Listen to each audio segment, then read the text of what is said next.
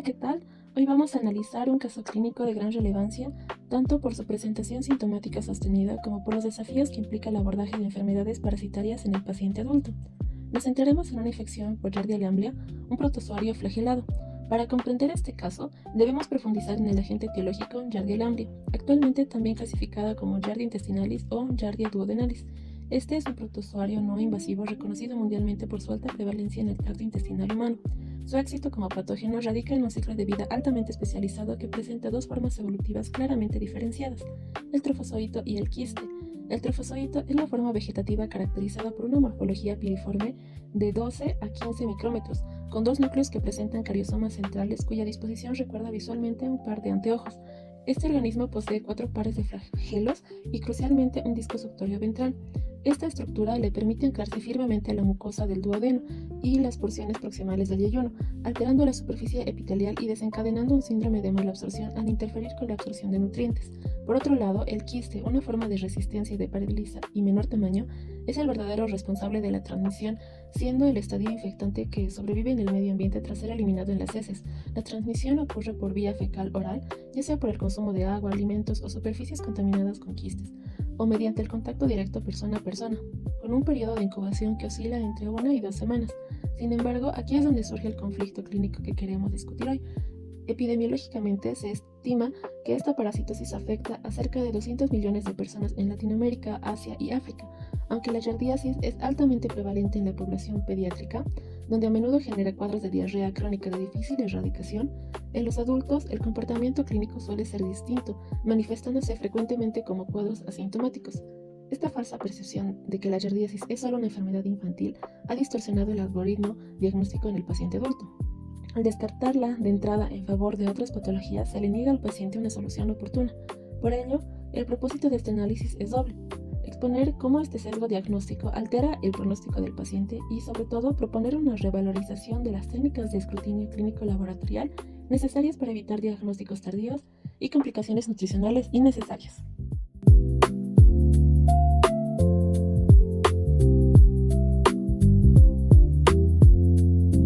Hola, ¿qué tal?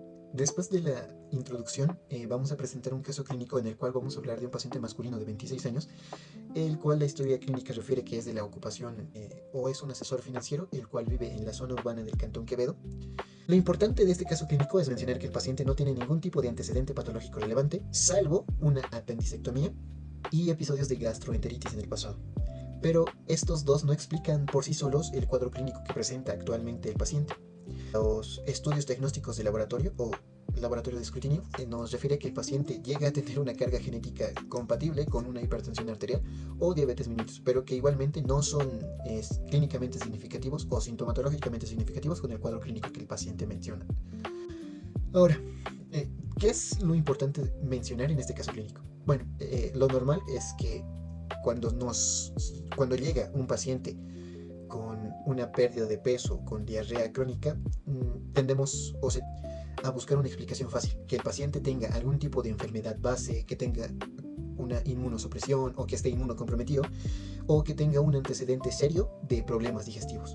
Pero este no es el caso. En este caso se nos presenta a un adulto joven, clínicamente sano, sin ningún tipo de alteraciones metabólicas, sin ningún tipo de inmunosupresión, lo cual hace que el caso clínico sea algo sobresaliente con su clínica, ya que el motivo de la consulta del paciente fue que hace 3 meses o con 3 meses de evolución el paciente había sido catalogado de gastroenteritis, que ha sido tratada con una ciprofloxacina de 500 miligramos y la trimibutina de 200 miligramos, el primero cada 12 horas y el otro cada 8 horas. Pero estos fármacos actuaban regulando la motilidad intestinal y fueron usados en este caso para parar el dolor cólico. Pero a pesar de este cuadro esquemático, no se logró resolver de manera significativa el cuadro clínico del paciente, ya que en primera fue un abordaje empírico, es decir, que se trató como una gastroenteritis común, y probablemente se intuyó que era de origen bacteriano y se descartó completamente la teoría de que fuese una infección parasitista o parasitaria, ya que el esquema terapéutico con el antibiótico no hizo casi ningún efecto. Bueno, como ya habíamos profundizado, ya con el diagnóstico de la gastroenteritis llevaba 3 meses de evolución. Y después el paciente convivió con la clínica 2 meses más, un total de 5 meses de evolución. Ahora, el paciente nos refiere que estaba con evacuaciones de consistencia disminuida, es decir, que el paciente presentaba deposiciones más líquidas de lo normal, de color sanguinolento y verdoso, y que aparecían después de comer, es decir, que aparecían de manera postprandial, y que eran abundantes, explosivas, y que se presentaban de 5 a 8 veces por día. También el paciente refiere que tuvo acumulación de gases, o el meteorismo, o borboginos, que son ruidos intestinales audibles que son o nos indican una alteración en el intestino.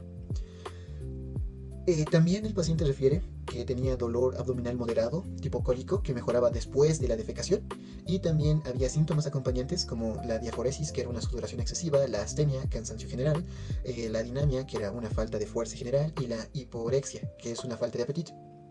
Y lo más intrigante o relevante de este caso clínico es la pérdida de peso. Bueno, en el examen físico aquí no hay mucho que decir, ya que la historia clínica nos indica que el paciente estuvo con todos los cuadros o exámenes dentro del parámetro, es decir, que su frecuencia cardíaca respiratoria estaba normal, su presión arterial también, y no nos indicaba algo relevante. Sin embargo, la pérdida de peso, el paciente pesaba 68 kilos y pasó a pesar 64 kilos. Dentro de los 5 meses hubo una pérdida de 4 kilogramos. Y también se nos indica que el abdomen estaba plano pero sin dolor. Había al momento de la palpación del marco cólico, es decir, a lo largo del trayecto del colon, sin signos de irritación peritoneal, lo que se nos descarta un abdomen quirúrgico agudo, sin inflamación en ganglios linfáticos.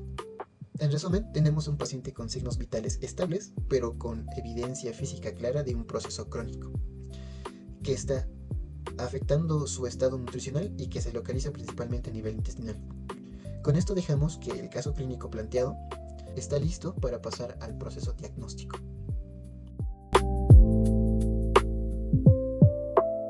Ahora, sobre la parte diagnóstica, el abordaje de este paciente nos plantea una lección fundamental sobre la importancia de la correlación clínico-laboratorial. El paciente presentaba una evolución de 5 meses con un cuadro caracterizado por evacuaciones de consistencia disminuida, con presencia de sangre y coloración verdosa, de presentación postprandial abundantes y explosivas, acompañadas de meteorismo, borborismos y dolor abdominal de tipo cólico. Esta sintomatología, sumada a una pérdida de peso de 4 kilogramos, astenia, adinamia e hiporexia, fue manejada inicialmente con esquemas de ciprofloxacina y trimebutina, sin resolución al cuadro. Es vital enfatizar que, antes de alcanzar el diagnóstico definitivo, el paciente fue sometido a estudios invasivos, incluyendo una tomografía computarizada abdominal y una endoscopía con toma de biopsia. Aunque estos procedimientos son esenciales para descartar patología estructural o procesos neoplásicos, es notable que en este caso resultaron dentro de la normalidad. Esto nos confirma que el origen del cuadro no era una lesión anatómica, sino un proceso de malabsorción funcional derivado de una etiología parasitaria que no fue detectada en las fases iniciales. Ahora bien, ¿cuál fue la verdadera clave de este laboratorio? Debemos fijar nuestra atención en la biometría hemática. Se reportó una eosinofilia relativa del 11%, superando claramente el rango de referencia estándar para un adulto, que oscila entre el 1 y 4%. Si bien la eosinofilia es un marcador inespecífico y no característico, en el contexto de un cuadro gastrointestinal crónico debe encender nuestra alerta profesional hacia procesos parasitarios que, de otra forma, pasarían desapercibidos bajo diagnósticos como la gastroenteritis inespecífica. El punto de inflexión decisivo fue una solicitud del coproparasitario seriado de 3 muestras. Como profesionales de la salud, debemos tener presente la justificación técnica de este protocolo. Giardia lamblia se localiza habitualmente en el duodeno y en las porciones proximales del yeyuno, donde ancla a la mucosa mediante su disco suctorio ventral, causando una interferencia directa con la absorción de nutrientes. Este mecanismo de anclaje provoca una eliminación de quistes en las heces que es intermitente y no constante, lo cual es la causa principal de los falsos negativos en exámenes aislados. La intermitencia explica por qué en un examen único presenta una sensibilidad subóptima.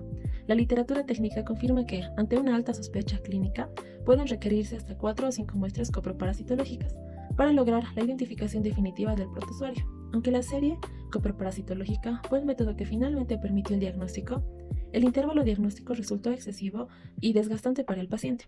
Es fundamental reconocer que el protocolo estándar, aunque útil, tiene sus limitaciones. La incorporación sistemática de pruebas como ELISA para la detección de antígenos de Yardianeses ofrece una sensibilidad cercana al 100%, superando las deficiencias del análisis microscópico tradicional. Este caso es un claro ejemplo de cómo la actualización en nuestras herramientas de diagnóstico puede transformar la atención clínica, eliminando la necesidad de recurrir a técnicas invasivas para resolver cuadros de aparente complejidad estructural.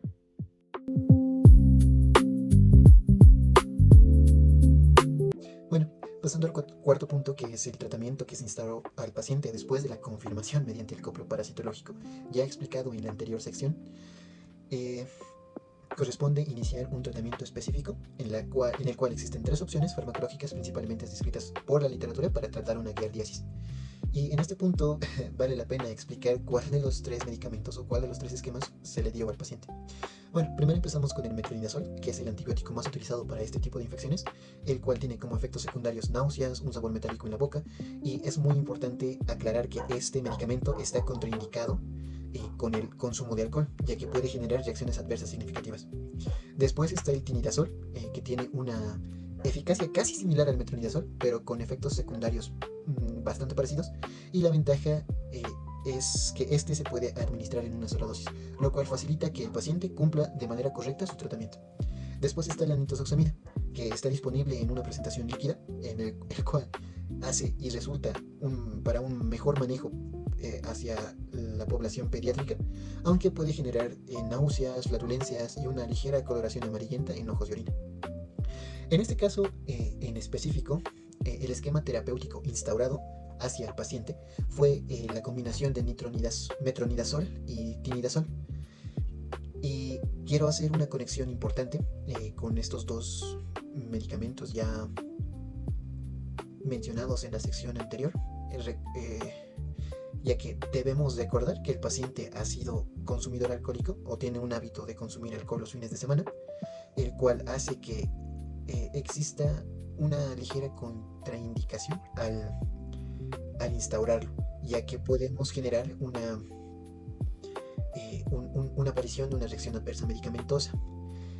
También es necesario educar al paciente y decirle que es importante modificar de manera temporal este hábito mientras dure su tratamiento, para evitar cualquier tipo de aparición de un efecto secundario innecesario.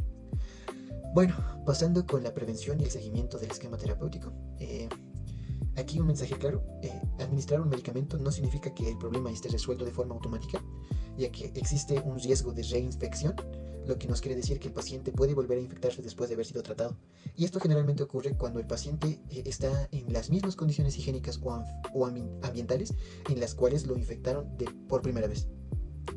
Y por esta razón se recomienda una medida preventiva, ir el tratamiento después de 1 a 2 semanas y establecer un seguimiento estructurado, donde exista un control de signos vitales para monitorizar la evolución del paciente, un control en la variación del peso corporal para afirmar que el paciente está volviendo a un estado nutricional óptimo, ver y vigilar la aparición de signos de alarma o vigilar la aparición de efectos secundarios, volver a hacer un copro parasitológico después de la infección o después del tratamiento para confirmar de manera al 100%, por así decirlo, que el parásito fue eliminado.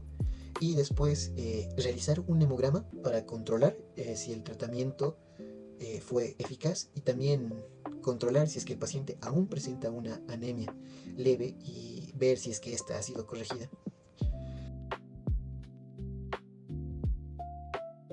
Una pequeña conclusión en este punto: el copro parasitológico es un control clave, que no basta que el paciente se sienta mejor clínicamente, sino es que este es el único método de que nos asegure de que la infección ha sido erradicada con un copro de seguimiento. Y también hay una reflexión, el cual antes del diagnóstico definitivo del paciente se nos indica que ha sido sometido a una tomografía computarizada y a una endoscopía con biopsia, en los cuales ambos procedimientos invasivos y costosos, que en este caso resultaron completamente normales, no aportaron nada al diagnóstico. Esto nos lleva a preguntarnos que si es que se pudieron haber evitado este costo o este tipo de pruebas invasivas, en el caso de la colonoscopía, haber podido facilitar o indicar una prueba de ELISA para la detección de antígenos de Yardianeses con una especificidad cercana al 100% ante un cuadro clínico de 5 meses de evolución con síntomas sugestivos y una eosinofilia marcada en el hemograma. Y la enseñanza es clara: no solo importa llegar a un diagnóstico correcto, sino también llegar a este diagnóstico de la manera más eficiente posible, evitando procedimientos innecesarios cuando existen alternativas menos invasivas. Gracias.